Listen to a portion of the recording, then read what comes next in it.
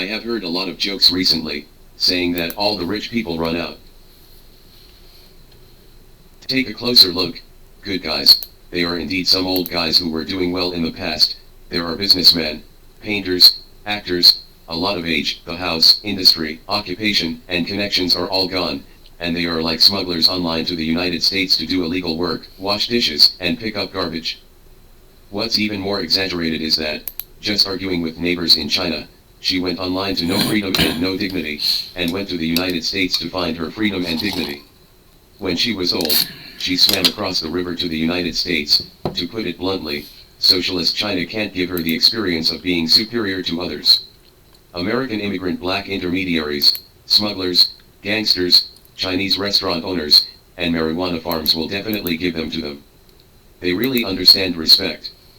You see, people do have faith in the United States.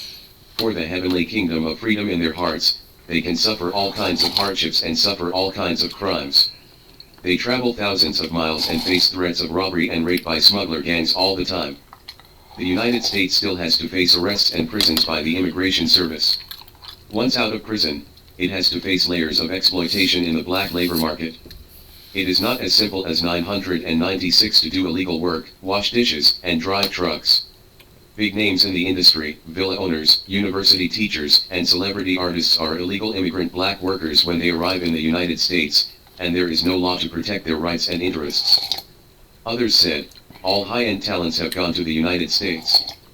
Yes, there are indeed some children of elite families, high-achieving students, the proud sons of heaven, second-generation rich, second-generation officials, Arctic catfish and the like, who went to the United States. The God stick, who married a scumbag, was abandoned like garbage, either took drugs or prostituted, easily ruined his life, and ended up worse than the bottom blacks in the United States. Some time ago someone was stopped by a female beggar on the street in the United States and asked her to give her $1. Because she was thirsty and wanted to buy water to drink. It's only $1 because the bottle of water she wants to drink retails for 99 cents. The female beggar said that she was Chinese. She came to the United States when she was 20 years old and studied at Arizona State University. The man also asked her, "How old were you when you started doing this?" She says, 19 years old. The man asked the female beggar again, "When you were 19 years old? Were you voluntary or forced?" The woman replied, "I voluntarily, because I want a better life and I hope to take care of myself." The man then asked her if she got what she wanted in America. At this time, the gloomy female beggar's eyes suddenly lit up, and she said excitedly, "Compared with any country in the world, I think the United States is the best. The United States is indeed number one. I think the United States is the number one." Watching more of these people, you can really understand the diversity of human beings. In China, as long as they feel a little unsatisfactory, they will jump up and down, screaming for the sky, as if they have been greatly persecuted. But when they come to the United States, even if they are prostitution, begging, or living worse than a dog, they will praise America is the best. In China, they can be superior, domineering, and regard themselves as spiritual aristocrats, but in the United States, they have to bow their heads obediently to face Black Lives Matter's fists and redneck muzzles.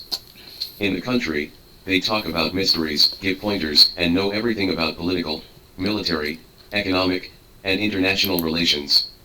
They talk about their motherland every day, and act like a master of the country. When they come to the United States, they can only discuss how to pick up garbage. How much money can you make as a drug test volunteer? They have a strong temperament and do not bow to the power. When they arrived in the United States, they became more obedient than their grandsons.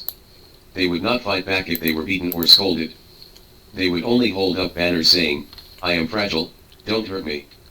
What they call unsatisfactory in China is actually that they can't be superior people and ride on the heads of the people to do their best. Slaps, fists, and guns are all welcome. At most, they would scold the US government for being unfair.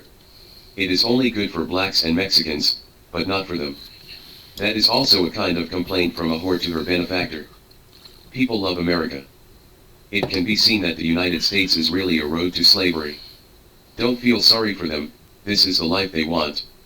To be honest, I admire their ability to act. At least they dare to think and act.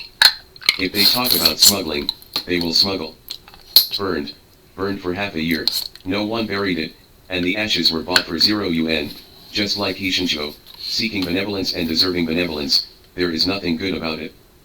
Seriously, China is not for them, the cesspit of the United States is for them.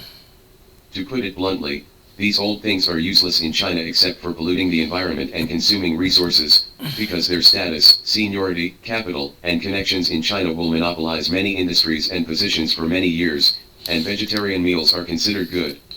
The worst thing is that they can use their power, qualifications, and prestige to spread their reactionary thoughts of hating the country and influencing more young people. They are actually making room for the younger generation to allow better development. Space. They are gone, the motherland is better, we should not let them come back. More importantly, if they are in the country, we have to pinch their noses and treat them as compatriots.